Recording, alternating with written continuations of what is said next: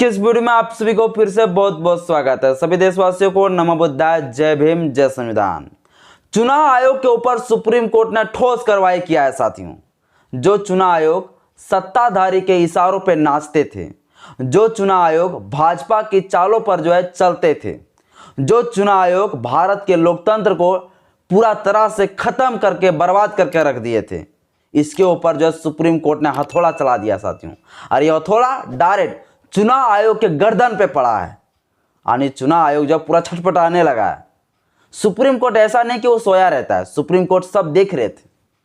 CJI, D Y Chandrachud सब देख रहे थे कि देश का सत्ताधारी लोगों का इशारों में ये चुनाव आयोग कब से नाचने लगे हैं। ये चुनाव आयोग का काम ये नहीं होता है कि कोई सत्ताधारी के जो बात को बोल दिए उसी बात पर हाँ मिला के चल रहे हैं, उसी का पक्षपाती कर रहे हैं। साथियों, चुनाव आयोग के ऊपर सुप्रीम कोर्ट ने क्या कहा, चलिए आज के इस वीडियो में आपको बताते हैं। इससे पहले साथियों मैं आपसे अपील करता हूं, मेरे यूट्यूब चैनल में पहली बार आए हैं तो चैनल को सब्सक्राइब करें, बेल आइकन पर प्रेस करें। और वीडियो अच्छा लगे साथियों तो लाइक करना बिल्कुल भी ना भूलें, क्योंकि आपका लाइक ही मुझे मोटिवेट करता है। साथियों, आप लोग जानते होंगे कि जब से ईवीएम मशीन भारत देश में आया है, इस भारत देश में ईवीएम मशीन आने के बाद पूरी तरह से देश की लोकतंत्र पूरा चरमरा गया। इस देश का संविधान चरमरा गया। इस देश का लोकतंत्र को मर्डर कर दिया, मर्डर। ये भाजपा के पुत लोग अपने मुंह के धार से ये लोकतंत्र को मर्डर कर डाला जब से ये ईवीएम मशीन आया है। तो थोड़ा हम जान लेना चाहते हैं कि ईवीएम मशीन लाने की आवश्यकता क्यों पड़ गया। साथियों, ईवीएम मशीन का प्रयोग सबसे पहले 1982 में केरल में किए गए थे, जो करीबन 70 से उससे ज्यादा विधानसभाओं के लिए इसका प्रयोग किया गया था। इसके बाद कई सालों तक ईवीएम मशीन का प्रयोग नहीं किया गया। फिर 2004 में इस ईवीएम मशीन का प्रयोग लोकसभा और सभी राज्यों के विधानसभा को चुनाव करने के लिए ईवीएम मशीन का प्रयोग किया जाने लगा। और जब से ये ईवीएम मशीन आया, तब से 2004 से जब से ईवीएम मशीन का प्रयोग हो रहा है, तो उतना नुकसान तो नहीं हुआ जितना 2014 के बाद होने लगा। यानी 2014 जैसे ही आया भाजपा के सरकार, ये पूरी तरह से ईवीएम मशीन को हैक कर ली। ईवीएम मशीन को अपना एक एजेंडा बना लिए, राजतंत्र वाला। यानी ईवीएम मशीन को एक राजदंड बना लिया। और इस ईवीएम मशीन से अपना वोट बैंक बना के ये सिर्फ सत्ताधारी लोग, ये भाजपा के लोग, ये भाजपा के पुत लोग लोकतंत्र को हत्या करके सत्ता में काबिज होते जा रहे हैं। ईवीएम मशीन कौन बनाया और क्यों बनाया था, थोड़ा उस पॉइंट को भी देख लेते हैं। ईवीएम मशीन को किसने बनाया? एक है इलेक्ट्रॉनिक लिमिटेड, जो बेंगलोर में पड़ता है, और electronic corporation of India limited, Hyderabad. ये दो वरिष्ठ कंपनी मिलके इस ईवीएम मशीन को बनाया। और इस ईवीएम मशीन को बनाने का मकसद क्या था? इसका मकसद यह था कि कोई भी मतदान हुए मतदाताओं की गणना बहुत ही कम समय में किया जाए, और वोट की जो समय है उस समय बहुत ही कम समय में वोटिंग हो जाए। इसलिए इस ईवीएम मशीन का प्रयोग किया गया। इस ईवीएम मशीन को जब ये कंपनी ने बनाया तो कई सारे दावे रखें, कई सारे शर्त रखें। क्या कहें? बोला कि वोट डालने और मतदान करने में समय कम लगेगा, एक शर्त। दूसरा बात को इसने लिखा था कि बार बार बटन दबाने से वोट नहीं पड़ेगा। अगर आप सोचिएगा कि एक बटन को अगर हम 2 बार दबा देंगे, 5 बार दबा देंगे, तो 5 बार किसी उम्मीदवार को वोट मिल जाएगा, तो ये नहीं मिलने वाला है।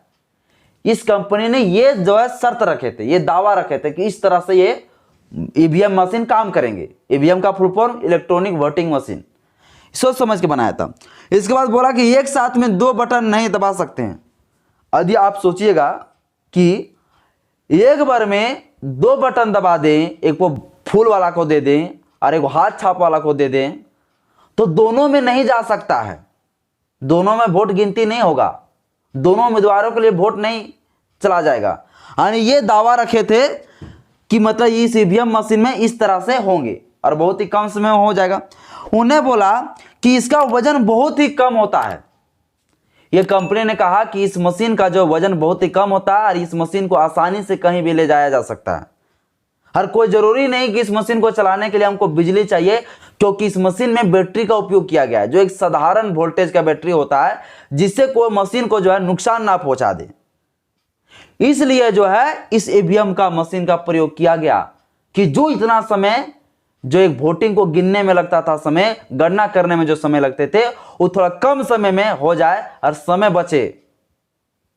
इसलिए इस इलेक्ट्रॉनिक वोटिंग मशीन का प्रयोग किया गया। जैसे ही इलेक्ट्रॉनिक मशीन का प्रयोग आया था, कुछ दिनों तक चला। जैसे कोई भी चीज नया नया चीजों बहुत बढ़िया से चलते हैं, वो सही प्रकार से ठीक ठाक से जो है चला कुछ दिनों तक। जब से 2014 में भाजपा की सरकार आई तो उस भाजपा ने निर्णय लिया कि कुछ ऐसा काम किया जाए जिससे इस देश में सिर्फ हमारा ही सरकार हो, भाजपा का ही सरकार हो, बीजेपी का ही सरकार हो, और इस ईवीएम मशीन को चोरी करना शुरू कर दी। आप जानते होंगे भली भांति कि कभी भाजपा के गाड़ियों में ईवीएम मशीन पाया जाता है। इस बार मध्य प्रदेश के चुनाव में जो है कब्रिस्तान में जाके ईवीएम मशीन को छुपा दिए थे। पता नहीं उस कब्रिस्तान के अंदर घुस के ये लोग बटन दबाते रहते हैं भाजपा का। साथियों, इस प्रकार से ये लोग फिट कर दिया है ईवीएम मशीन में कि आप कहीं भी बटन दबाइए, डायरेक्ट जाएगा वोट कमल छाप। आप किसी को भी वोट देने का प्रयास करिएगा, किसी पे आप दीजिएगा वोट, डायरेक्ट वोट जाएगा बीजेपी को, कमल फूल वाले को जाएगा। इस ईवीएम मशीन को भी ये लोग पूरा तरह से अपने कब्जे में कर लिए, हैक कर लिए लोग, और देश का लोकतंत्र को पूरी तरह से खत्म कर डाला, देश का लोकतंत्र को हत्या कर डाला। पर सुप्रीम कोर्ट सिर्फ इतना दिनों से देख रहे थे, सुप्रीम कोर्ट देख रहे थे इतना दिनों से, और सुप्रीम कोर्ट जानते हैं कि 2024 में जब भाजपा की सरकार आएगी तो सबसे पहले इस देश का संविधान को, लोकतंत्र को ही खत्म कर देंगे। जो हमें बाबा Saheb Ambedkar one vote one value का जो पावर का हमें अधिकार दिया, जो बाबा साहब अम्बेडकर हमें एक वोट का जो अधिकार दिया, वो वोट का भी अधिकार ये मोदी सरकार 2024 में छीन लेंगे। इसलिए सुप्रीम कोर्ट ने सबसे पहले सुप्रीम कोर्ट ने बाबा साहब अम्बेडकर का प्रतिमा सुप्रीम कोर्ट के परिसर में लगाया। और फिर अब सुन लीजिए सुप्रीम कोर्ट ने क्या कहा। चुनाव आयोग को सुप्रीम कोर्ट ने कहा कि बाबू, तुम जो है ना, जो सत्ताधारी पक्षों की बातों पर हाँ मिलाते हो ना, ये मिलाना बंद करो। सत्ताधारी को चापलूसी करना बंद करो। सत्ताधारी से कितना रुपया लेते हो वो मुझे रिकॉर्ड दो, कितना पैसा लेते हो। सत्ताधारी लोगों का जो है हाँ पर हाँ मिलाना बंद करो। चुनाव आयोग ऐसा मुझे नहीं चाहिए जो सिर्फ सत्ताधारी की बातों को सुनता हो और उसके साथ मिलके जो है चुनाव आयोग भी जो है बिक जाए कुछ रुपयों में। चुनाव आयोग कभी ठोस कार्रवाई नहीं करता है। इतना सारे पकड़ाए जाते हैं, ईवीएम मशीन के साथ इतना घोटाला होता है, क्या करता है चुनाव आयोग? सोया रहता है। ये जानबूझ के साथियों सब भाजपा लोग खरीद लिया है, ये चुनाव आयोग को ही खरीद लिए थे। सुप्रीम कोर्ट ने कहा कि यदि कार्रवाई नहीं कर पाते हो तो मुझे ऐसे चुनाव आयोग की जरूरत नहीं है। मुझे ऐसा चुनाव आयोग की जरूरत है जो सत्ताधारी प्रधानमंत्री नरेंद्र मोदी के ऊपर भी ठोस कार्रवाई करने का ताकत रखता हो। मुझे ऐसा चुनाव आयोग चाहिए, सुप्रीम कोर्ट ने कहा साथियों।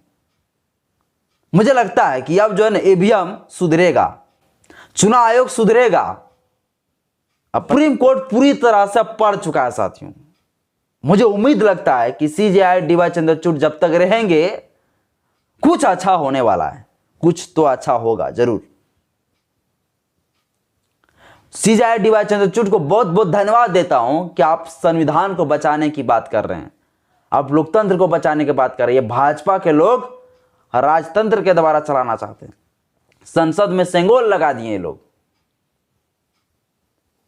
तो साथियों सुप्रीम कोर्ट ने यही कहा कि मुझे ऐसे चुनाव आयोग नहीं चाहिए जो सत्ताधारी पक्षों का बात को सुनता हो और उन्हीं के बातों पर हाँ मिलाता हो।